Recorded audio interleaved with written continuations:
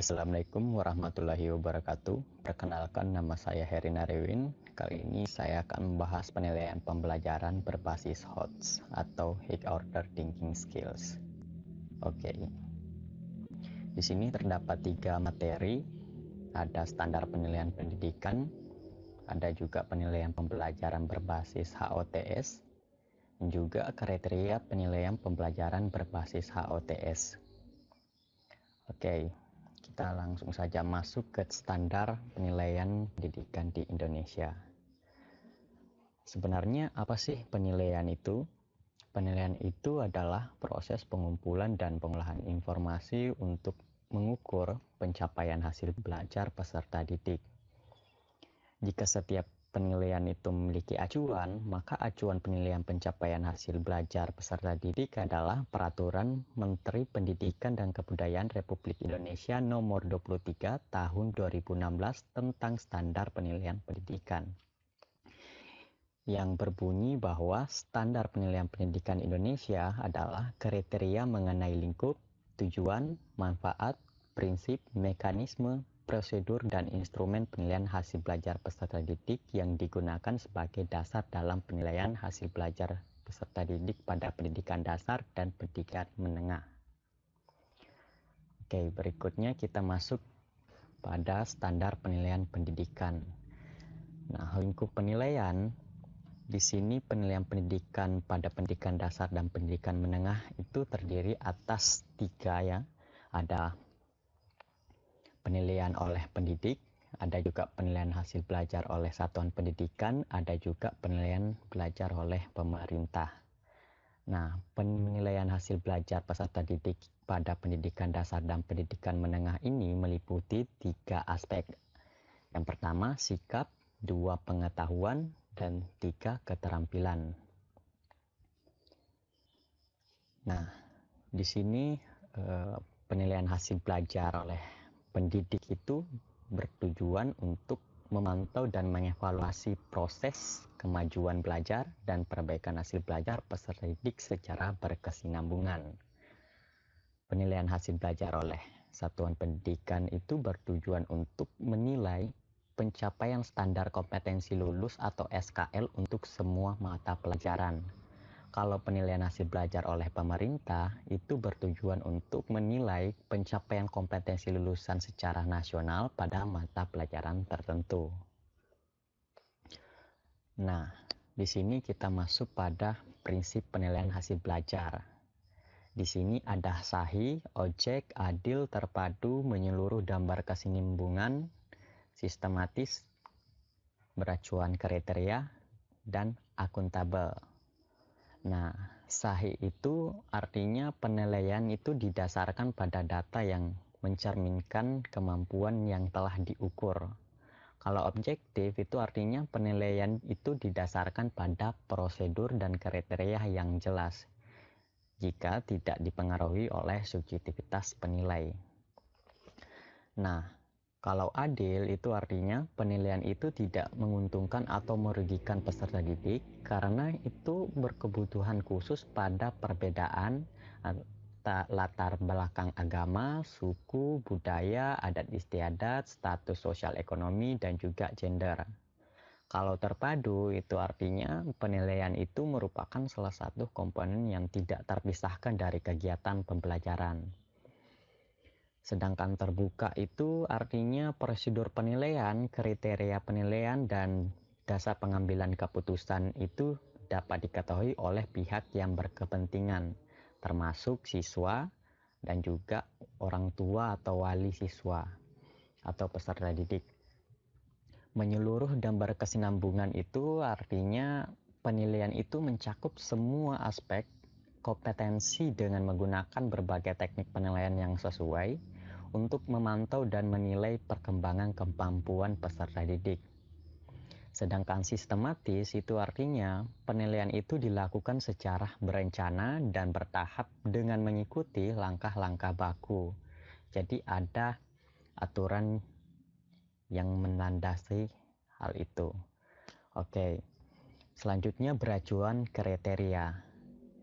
Beracuan kriteria ini artinya penilaian itu didasarkan pada ukuran pencapaian kompetensi yang telah ditetapkan. Yang terakhir adalah akuntabel. Akuntabel itu artinya penilaian itu dapat dipertanggungjawabkan baik dari segi mekanisme, prosedur, teknik maupun hasilnya. Oke, sekarang kita masuk pada bentuk penilaian ya. Nah, penilaian hasil belajar oleh pendidik itu dilakukan dalam bentuk ulangan, pengamatan, penugasan, atau bentuk lain yang diperlukan. Penilaian hasil belajar oleh pendidik itu digunakan untuk mengukur dan mengetahui pencapaian kompetensi peserta didik, memperbaiki proses pembelajaran, menyusun laporan hasil belajar harian, ada juga tengah semester atau akhir semester, dan juga akhir tahun atau kenaikan kelas ya. Selanjutnya, mekanisme penilaian hasil belajar oleh pendidik itu ada 6 ya. Di sini ada perancangan strategi penilaian oleh pendidik itu dilakukan pada saat penyusunan rencana pelaksanaan pembelajaran atau biasa disebut RPP yang didasarkan oleh silabus. Penilaian aspek sikap itu dilakukan melalui observasi atau pengamatan dan teknik penilaian yang lain yang relevan dan pelaporannya menjadi tanggung jawab wali kelas atau guru kelas. Kalau penilaian aspek pengetahuan itu dilakukan melalui tes tertulis, tes lisan, dan penugasan sesuai dengan kompetensi yang dinilai. Untuk penilaian keterampilan itu dilakukan melalui praktik, produk, proyek, portofolio, atau teknik lain yang sesuai dengan kompetensi yang dinilai. Selanjutnya, peserta didik yang belum mencapai KKM atau kriteria ketuntasan minimal satuan pendidikan itu harus mengikuti pembelajaran remedial sesuai dengan mata pelajaran yang dia ulang. Yang terakhir, hasil penilaian pencapaian pengetahuan dan keterampilan peserta didik itu disampaikan dalam bentuk angka atau deskripsi. Oke. Nah, di sini ada prosedur penilaian oleh pendidik.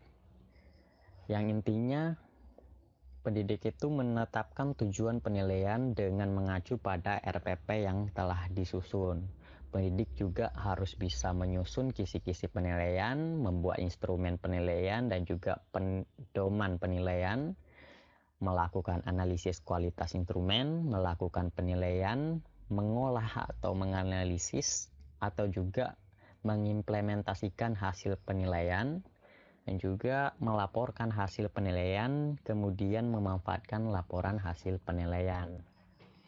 Selanjutnya, prosedur penilaian oleh satuan pendidikan. Satuan pendidikan ini intinya menetapkan KKM atau ketuntasan minimal, lalu juga menyusun kisi-kisi penilaian mata pelajaran, menyusun instrumen penilaian dan pedoman penskorannya, melakukan analisis kualitas instrumen, juga melakukan penilaian, mengolah, menganalisis, dan menginterpretasikan hasil penilaian, melaporkan hasil penilaian, dan juga memanfaatkan laporan hasil penilaian.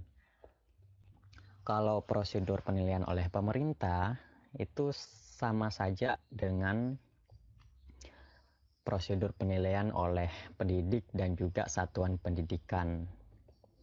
Hanya saja yang membedakan itu oleh pendidik dan satuan pendidikan, kalau pendidik itu menetapkan tujuan penilaian dengan mengacu pada RPP yang telah disusun. Kalau satuan pendidikan yang membedakan dengan pendidik adalah satuan pendidikan itu menetapkan KKM, sedangkan pemerintah mencakup semua yang ada di satuan pendidikan dan juga pendidik, kecuali dalam satuan pendidikan itu menetapkan KKM dan juga pendidik menetapkan tujuan penilaian yang mengacu pada RPP yang telah mereka susun. Artinya pemerintah di sini prosedurnya secara umum ya, atau nasional. Jadi di sini kita bisa membuat segitiga kerucut. Kalau yang paling atas itu pemerintah, di bawahnya itu ada satuan pendidikan dan yang paling bawah adalah pendidik. Oke. Berikutnya kita masuk pada materi instrumen penilaian. Nah, instrumen penilaian yang digunakan oleh pendidik itu dalam bentuk penilaian bisa berupa tes, bisa berupa pengamatan, dan juga bisa berupa penugasan perseorangan atau kelompok atau bentuk lain yang sesuai dengan karakteristik kompetensi dan tingkat perkembangan peserta didiknya. Nah, di sini kita masuk pada penilaian proses dan hasil pembelajaran. Penilaian proses pembelajaran itu menggunakan pendekatan penilaian autentik. Penilaian autentik ini yang menilai kesiapan peserta didik, proses, dan juga hasil belajar secara utuh. Nah, keterpaduan penilaian ketiga komponen tersebut akan menggambarkan kapasitas, gaya, dan perolehan belajar peserta didik yang mampu menghasilkan dampak instruksional. Ada juga perbaikan atau remedial, ada juga pembelajaran, ada juga pengayaan atau pelayanan konseling. Nah, selain itu, hasil penilaian otentik itu juga digunakan sebagai bahan untuk memperbaiki proses pembelajaran sesuai dengan standar penilaian pendidikan atau SPP.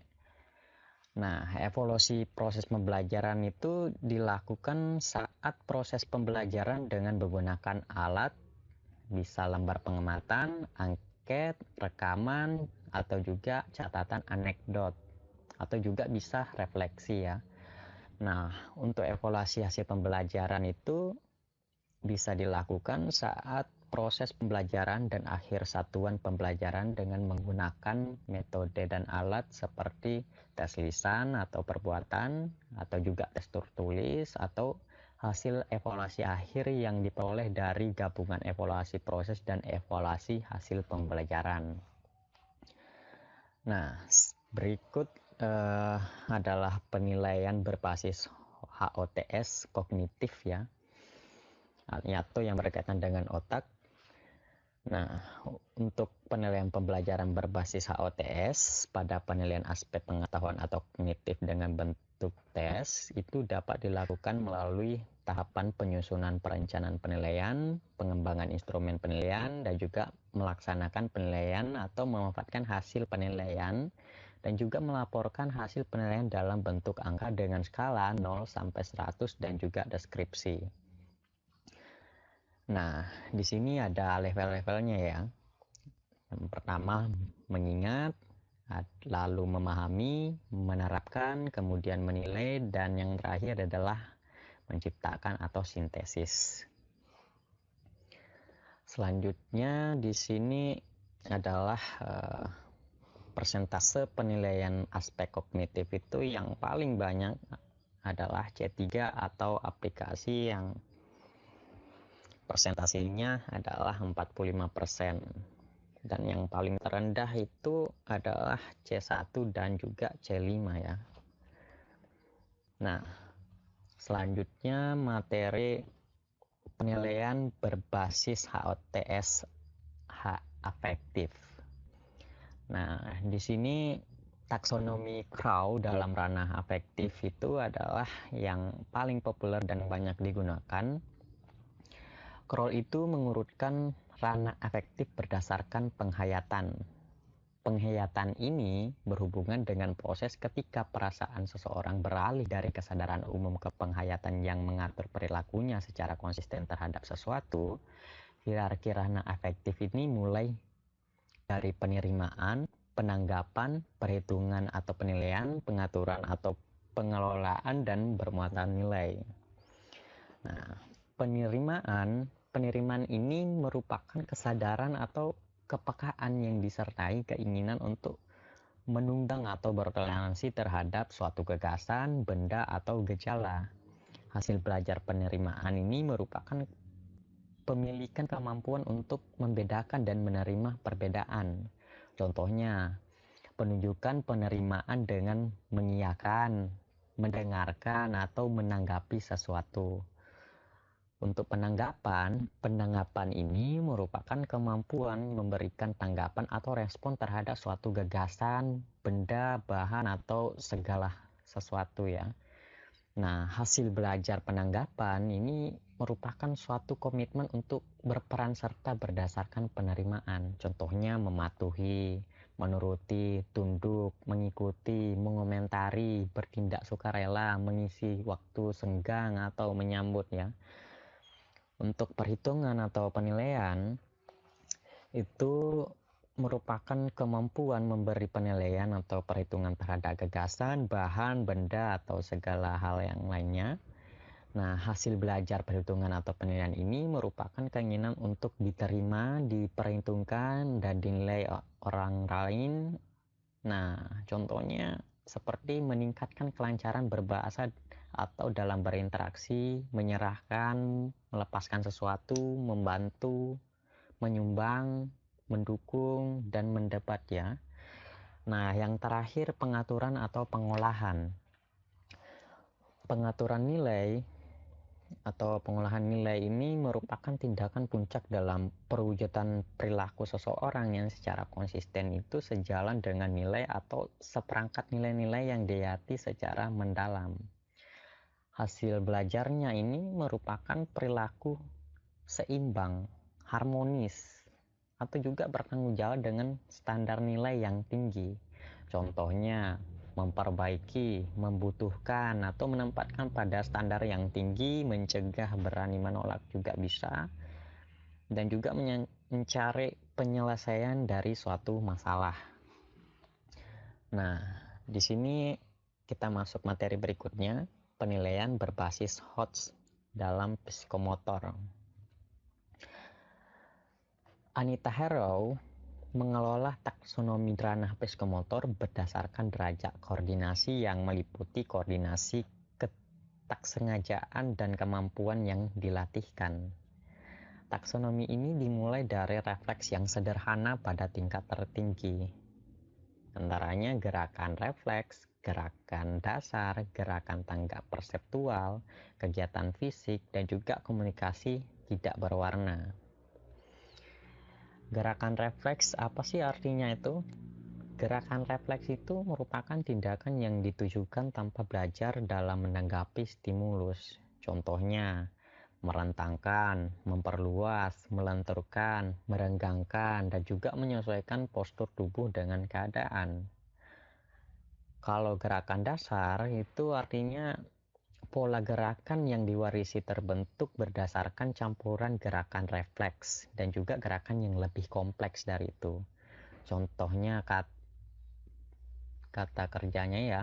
Di sini kan gerakan dasar itu berkaitan dengan gerakan. Jadi kita menggunakan kata kerja. Misalnya berlari, berjalan, mendorong, menikung, menggenggam, mencengkram, mencekal, merengkuh, menyambar, memegang, merebut, atau menggunakan atau memanipulasi. Itu semua bisa ya dalam gerakan dasar. Selanjutnya gerakan tanggap atau perseptual. Gerakan tanggap perseptual ini merupakan penafsiran terhadap segala rangsangan yang membuat seseorang mampu menyesuaikan diri terhadap lingkungan. Hasil belajarnya itu bisa berupa kewaspadaan berdasarkan perhitungan dan kecermatan. Contohnya, waspada, kecermatan melihat, mendengar, dan juga bergerak. Atau juga ketajaman dalam melihat perbedaan, misalnya pada gerakan terkoordinasi seperti meloncat, bermain tali, menangkap, menyapak, dan mengalah ya. Selanjutnya kegiatan fisik. Kegiatan fisik ini merupakan kegiatan yang memerlukan kegiatan otot. Kegiatan otot ini bisa juga kekuatan mental, ketahanan, kecerdasan, kegesitan, dan juga kekuatan suara. Contohnya, semua kegiatan fisik yang memerlukan usaha dalam jangka panjang dan berat, bisa juga pengerahan otot, bisa juga gerakan sendi yang cepat, serta gerakan yang cepat dan tepat ya. Yang terakhir, komunikasi tidak berwarna. Komunikasi tidak berwarna ini merupakan komunikasi melalui gerakan tubuh. Gerakan tubuh ini merentang dari ekspresi mimik muka sampai dengan gerakan koreografi yang rumit. Nah, selanjutnya kita masuk pada materi kriteria penilaian berbasis HOTS. Pada kenyataannya, sikap dan tindakan atau keterampilan semua itu adalah dampak dari setelah manusia melakukan proses berpikir, ya enggak? Sehingga pada saat bagian merancang penilaian pembelajaran berbasis HOTS ini akan lebih difokuskan pada keterampilan berpikir yang mengaktifkan aspek kognitif atau pengetahuan.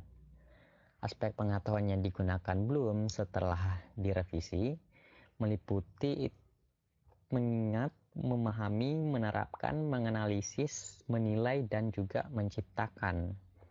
Keenam aspek ini diklasifikasikan dalam tugas kategori kemampuan berpikir. Keterampilan berpikir tingkat rendah, menengah, dan juga tinggi. Yang selanjutnya saya akan jelaskan. Nah, keterampilan berpikir tingkat rendah atau low order thinking skills atau keterampilan berpikir tingkat rendah itu terdiri dari mengingat. Nah, keterampilan berpikir tingkat menengah atau middle order thinking skills itu keterampilan berpikir tingkat menengah yang meliputi memahami dan menerapkan. Kalau keterampilan berpikir tingkat tinggi itu meliputi menganalisis, menilai, dan juga menciptakan ya. Nah, selanjutnya kriteria penilaian berbasis HOTS ini ada cakupan dan juga indikator kegiatan penilaian. Misalnya cakupan penilaian pengetahuan, mengingat, dan pemahaman itu berhubungan dengan apa yang peserta didik ketahui. Kegiatan yang dinilai itu bisa kuis kognitif, pernyataan pilihan ganda, pernyataan benar salah, tes tertulis, dan tes elektronik. Bisa juga menguraikan ide kunci dengan menggunakan kata-kata, frase pendek, kalimat singkat, dan juga mendefinisikan istilah kunci dan juga konsep dari materi yang telah dijelaskan ya.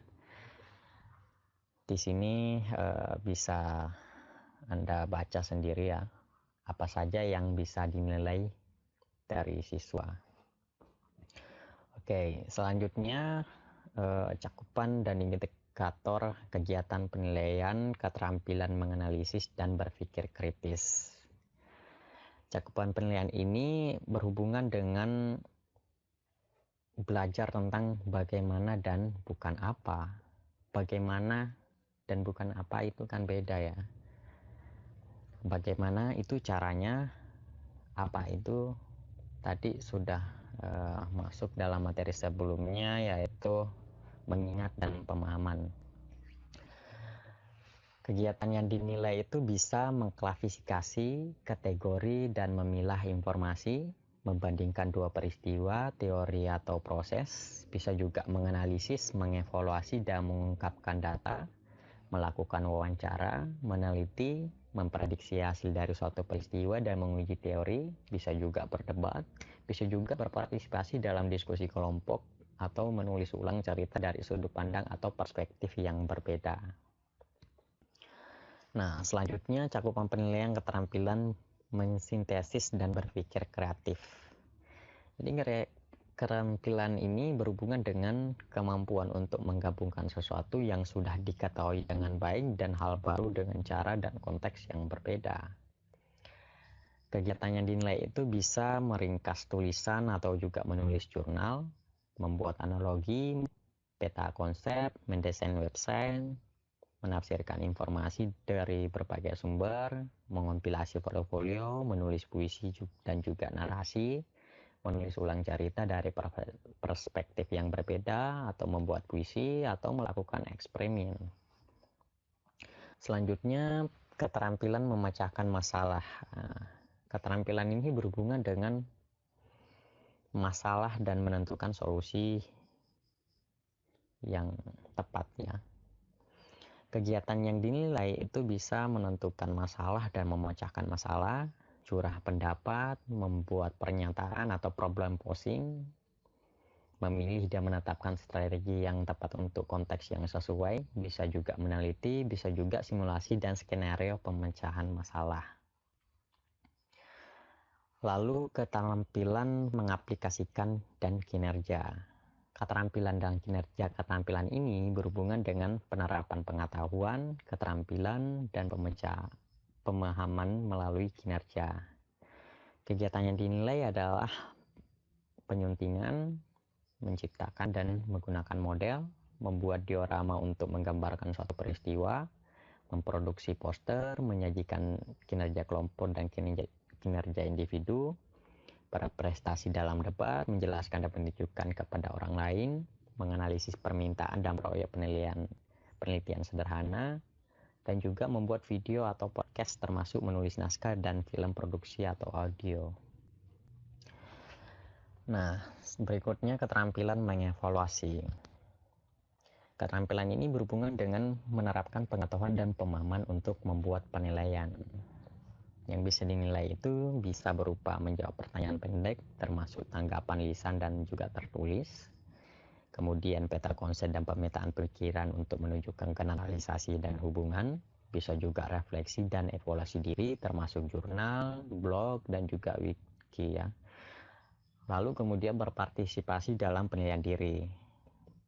Dan juga menciptakan dan menafsirkan grafik dan diagram, mengajukan masalah dalam berbagai konteks, mengevaluasi penelitian, menulis ulasan, mengkritisi dan menilai gagasan, konsep, materi, dan metode dengan menggunakan kriteria. Lalu juga membuat diagram alur yang menggambarkan tahap-tahap penting. Nah, cuma itu materinya tentang penilaian pembelajaran berbasis HLTS. Jika ada pertanyaan atau saran, silahkan kirim ke kolom komentar. Oke.